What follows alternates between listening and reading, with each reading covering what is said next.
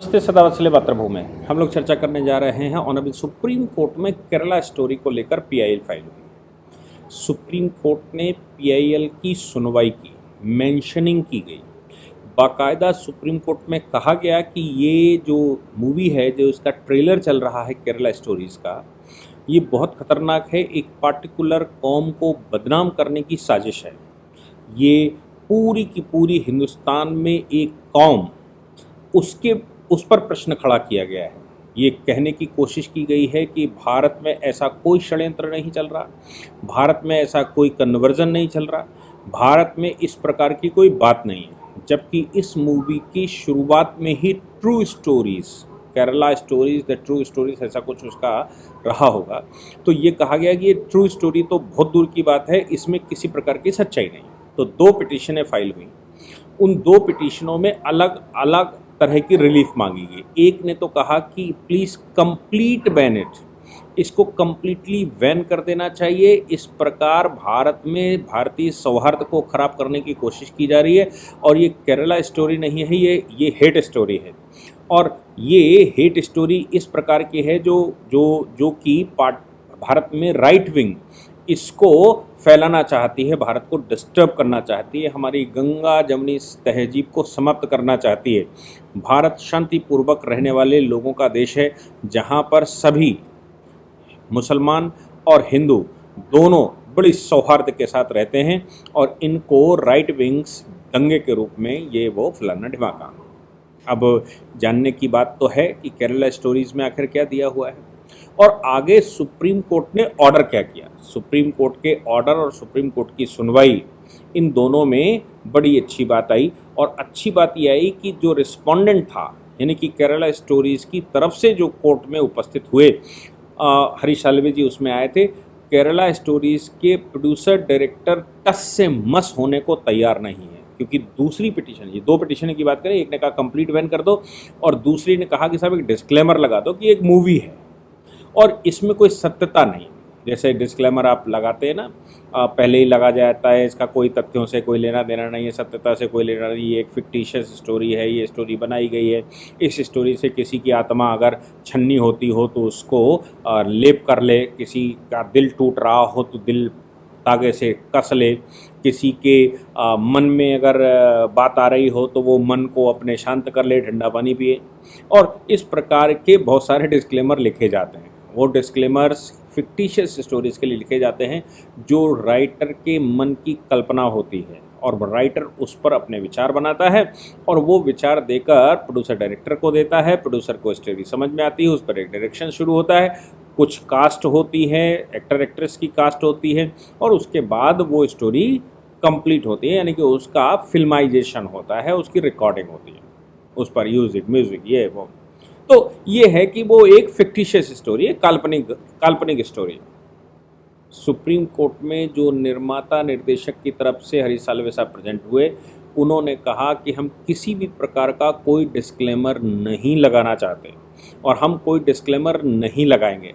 अब ये बात जिसमें ये कहा गया कि हम कोई डिस्क्लेमर नहीं लगाएंगे, ये अपने आप में बहुत महत्वपूर्ण है। इसका मतलब ये हो गया कि केरला स्टोरीज़ के प्रोड्यूसर डायरेक्टर बिल्कुल सत्य घटनाओं के, जब चूंकि उन्होंने लिखा है कि ये सत्य घटनाओं पर आधारित है, ये सत्य स्टोरी है, ट्रू स्टोरी है, तो फिर वो इस पर अड़े हुए हैं कि जो कुछ भी वो कह रहे हैं वो एकदम ट्रू है, उसमें किसी प्रकार का कोई मिलावट नहीं की गई है, केवल उसका फिल्माइजेशन किया गया है और फिल्म बनाकर प्रेजेंट किया गया है। बाकी एक्टर एक्ट्रेस कोई काम कर रहे होंगे, लेकिन स्टोरी जो बनी है वो कोई फिक्टिशियस स्टोरी लिखने वाले ने नहीं लिखी है, स्टोरी लिखी नहीं गई है, स्टोरी है, ये घटना हुई है, उस घटना को किसी ने नरेट किया है, उस घटना को किसी ने बताया है, उस घटना के आधार पर रिसर्च हुए हैं, उन रिसर्चों के आधार पर इस स्टोरी का फिल्मी जो कैरेक्टर है वो कैसे फिल्माइजेशन होगा वो लिखा गया है। और ऐसा लिखना किसी प्रकार से किसी के मन की कल्पना नहीं है, सत्य है। ये बात पर अड़ गए निर्माता निर्देशक।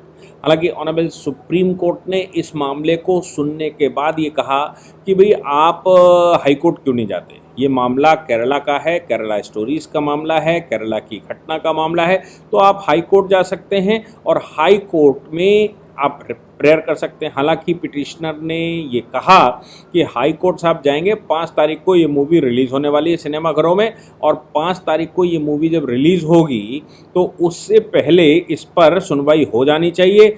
और ये चूंकि पूरे देश में रिलीज़ हो रही है इसलिए ये स्टोरी सुप्रीम कोर्ट का जुरिडिक्शन लगता है। और ये केवल केरला की बात नहीं है, ये पूरे हिंदुस्तान के एक पार्टिकुलर समाज जिसके लिए भारत में ये विचार किया जाता है कि वो बहुत बड़े स्तर पर हिंदुस्तान को दारुल इस्लाम बनाना चाहता है, गजबाए हिंद करना चाहता है, और वो पाकिस्तान का निर्माण का बड़ा पक्षधर रहा है। भारत भूमि से इस्लाम के नाम से थोड़ी थोड़ी हिस्सा, थोड़ी थोड़ी जगह निकाल कर काट कर उसको इस्लामिक भूमि बनाना चाहता है। ये बात समझ में लोगों के आ गई। बात यहाँ पर यह आती है कि उन लोगों को समस्या कहाँ है। समस्या इस बात की है कि एक महिला जो अफ़गानिस्तान में गई, एक महिला जो हिंदू समुदाय से जिसका जन्म हुआ, उसको पहले एक पार्टिकुलर ग्रुप, महिलाओं के एक ग्रुप ने उसको कन्विंस किया कि तुम देवता अपने आप को नहीं बचा सकते, जो देवता कुछ काम नहीं कर सकते, उनसे तुम क्या मांग रही हो। कुल मिलाकर उसको षड्यंत्र के तहत, षड्यंत्र हम कहते हैं 3 तरह से अबेटमेंट होता है। एक अबेटमेंट हम कहते हैं कि वो उसकी मदद करके कर दिया, एक अबेटमेंट हम कहते हैं कि उसको प्रेरित करके कर दिया, और एक अबेटमेंट जो सेक्शन 107 आईपीसी में डेफिनेशन है उसमें हम कहते हैं बाई कॉन्स्पिरेसी, यानी कि कॉन्स्पिरेसी के द्वारा कॉन्स्पिरेसी करके उसको दुष्प्रेरित कर दिया। कॉन्स्पिरेसी करके दुष्प्रेरित कैसे किया जाता है कि एक चारों ओर का आवरण बनाया जाता है, एक महिला, एक पुरुष, एक परिवार को टारगेट किया जाता है और लगता है कि ये परिवार कहीं न कहीं किसी न किसी कारण से पीड़ित है। अगर वो दुखी है, उसके सामने कोई समस्या है, तो फिर निश्चित रूप से उसका मन अभी स्थिर नहीं होगा।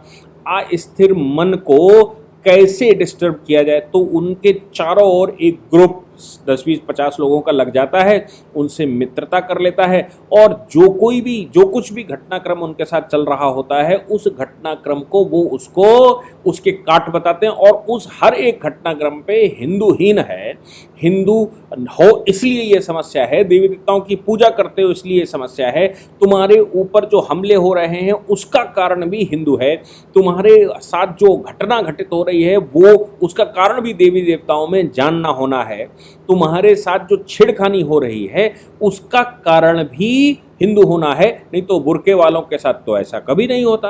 बुर्के जिसने पहन के रखा हो अगर उसके साथ हो तो उसका अल्लाह साथ देता है, और नहीं तो नौजवान उसके साथ देते हैं। देखें घटना कैसे हो जाती है। ये सब बातें उसके चारों ओर स्टोरी में चलती हैं, और एक दिन वो बच्ची कन्विंस हो जाती है, इस्लाम स्वीकार कर लेती है।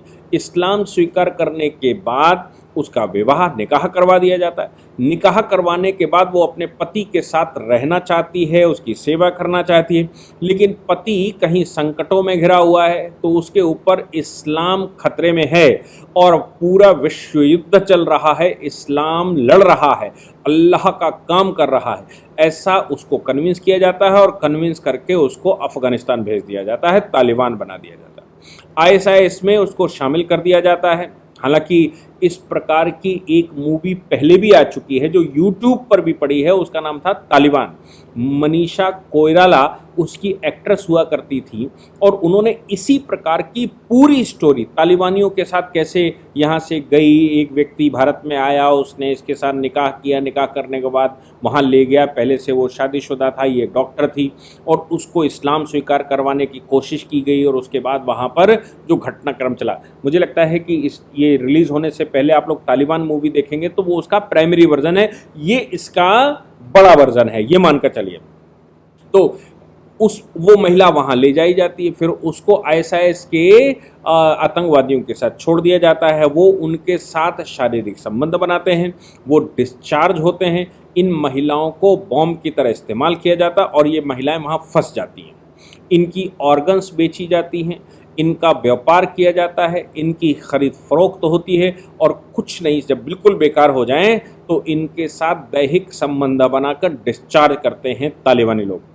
ऐसी वो महिला जब वहाँ गई, वो कहती है कि जब वो वहाँ गई तो उसने ऐसी 32,000 से ऊपर भारतीय महिलाएं, इनके साथ क्या क्या हुआ, वो केरला में एक तरह से गैंग चलते हैं और उन गैंगों के द्वारा महिलाएं, यहाँ से हिंदू महिलाएं टारगेट की जाती हैं और टारगेट करके वो इन देशों में भेजी जाती हैं जहाँ इनके साथ दुष्कर्म किए जाते हैं और ये मरणासन्न, बाद में अगर कुछ नहीं मिलता तो इनको मारकर छोड़ दिया जाता है। महिला का ऐसा कहना है कि ये उसका सौभाग्य है कि वो किसी प्रकार से एन केन प्रकार ने वहाँ से भागने में सफल हो गई, बचने में सफल हो गई और सफल होने के बाद वो हिंदुस्तान वापस आ गई। वापस आने के बाद उसने अपनी स्टोरी बताई और स्टोरी बताने के बाद प्रोड्यूसर डायरेक्टर्स ने उस स्टोरी को लिखित रूप से बनाया, बनाने के बाद उस पर उन्होंने फिल्माइजेशन किया। ये स्टोरी पूरी है। तो ये जो गैंग चल रहे हैं, जो सर्किल चल रहे हैं, या ये कहें कि ये प्लान्ड वे में चल रहा है, वो सब कुछ वो पीएफआई के द्वारा किया जा रहा था। वो आईएसआईएस का इंडियन वर्जन है, वो भारत में मुस्लिम लीग नाम से कुछ और संगठन चल रहे हैं और पता नहीं कौन कौन संगठन भारत में काम कर रहे हैं। उन सभी संगठनों को ये प्रश्न करना, ये उन सभी संगठनों का ये एक इंटीग्रेटेड प्लान है कि कैसे यहाँ से लोगों को गायब कर दिया जाए और कैसे उनको वहाँ भेज दिया जाए। ये स्टोरी खुल गई। तो इनका कहना ये है कि एक फिक्टिशियस स्टोरी है और ये फिक्टिशियस स्टोरी को बैन करना चाहिए और कम से कम अगर बैन ना कर पाएँ तो कम से कम ये तो कर ही दीजिए कि उसमें डिस्क्लेमर लगा दिया जाए और उसमें लिखा जाए कि ये फिक्टिशियस स्टोरी है, ये इसमें सत्य से कोई लेना देना नहीं है, ये राइटर की कल्पना है, इससे किसी को कोई आहत नहीं होता और इसमें कुछ भी सत्य नहीं। ऐसा कहने के लिए ऑनरेबल कोर्ट में उन्होंने गुहार लगाई, जिसके विरुद्ध स्टोरी के लिखने वाले राइटर्स, प्रोड्यूसर, डायरेक्टर ने ये मानने से मना कर दिया और उन्होंने कहा कि ट्रू स्टोरीज हैं तो डिस्क्लेमर क्यों, हम डिस्क्लेमर किसी भी तरह से इसमें लगाना नहीं चाहते और किसी डिस्क्लेमर को हम यहाँ अप्रूव्ड नहीं करते। जैसी स्टोरी है, जो ट्रू स्टोरी के आधार पर बनी हुई है, सेंसर बोर्ड ने उसको रिकॉग्नाइज कर दिया है, सेंसर बोर्ड उसको रिलीज करने को तैयार हो गया, सेंसर बोर्ड उसको देख चुका है, हम सारे डॉक्यूमेंट सेंसर बोर्ड को दे चुके हैं।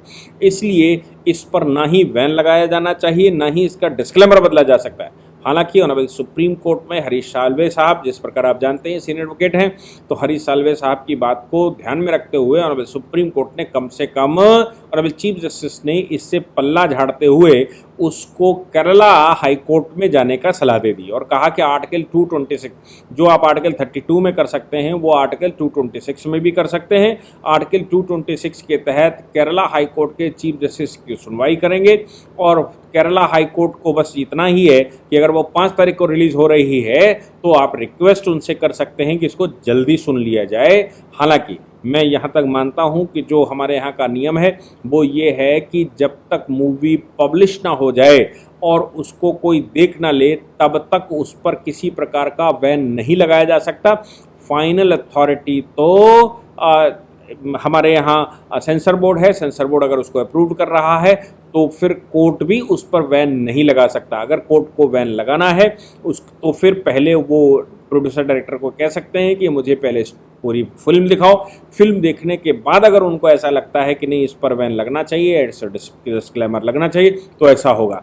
लेकिन अगर प्रोड्यूसर डायरेक्टर ये कहते हैं कि हम ट्रू स्टोरीज के आधार पर बता रहे हैं, मेरे पास डेटा कलेक्शन है, मेरे पास रिसर्चें हैं, तो वो रिसर्चें जब कोर्ट में जाती हैं तो फिर कोर्ट को स्वीकार करना पड़ेगा। और अगर ऐसा होता है तो फिर ये बड़ा रिकॉग्निशन कोर्ट की तरफ से भी आएगा और बड़े स्तर पर कोर्ट के सामने वो महिला जिसके साथ ये हुआ, वो और महिलाएं जो वहाँ से बचकर आईं, वो सब मुझे लगता है कि आगे बढ़कर सामने आएंगी और जब सामने आएंगी तो हिंदुस्तान में और ज़्यादा इसका जो डिस्क्लेमर वो बता रहे हैं तो वो क्लेमर हो जाएगा।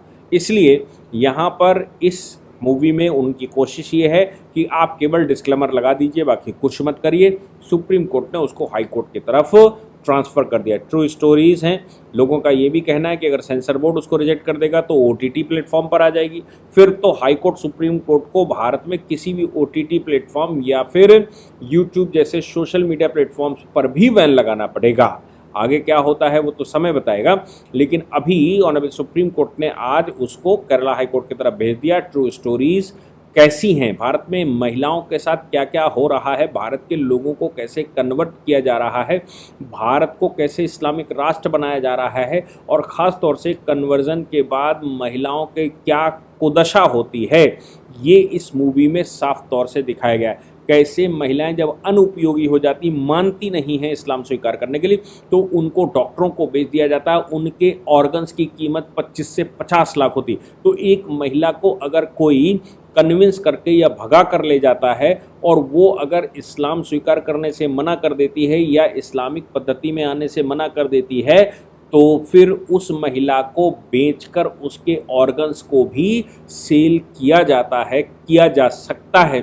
और उसके अतिरिक्त आईएसआई इस समय क्या क्या हो सकता है, कहाँ कहाँ विश्व के किस किस कोने में बॉर्डर क्रॉस करके भेजा जा सकता है और क्या होता है, ये भारत के लोगों के लिए एक दार्शनिक मूवी है। ये ऐसा कहा गया है कि ये कश्मीर फाइल्स से भी ज़्यादा खतरनाक है। कश्मीर फाइल्स में जो दिखाया गया है, वहाँ की ट्रू स्टोरीज पर दुनिया भर में बवाल हुआ था, ये उससे भी बहुत लाख गुना ज़्यादा खतरनाक है। इस मूवी को देखने के बाद भारत का टेम्परेचर, भारत का प्रेशर, भारत के लोगों की बुद्धि, भारत में खेले जा रहे खेल लोगों को पता लगेंगे, और जो मुझे लगता है कि उन लोगों की सेहत के लिए अच्छे नहीं हैं जो भारत में इस प्रकार षड्यंत्रपूर्वक काम कर रहे हैं।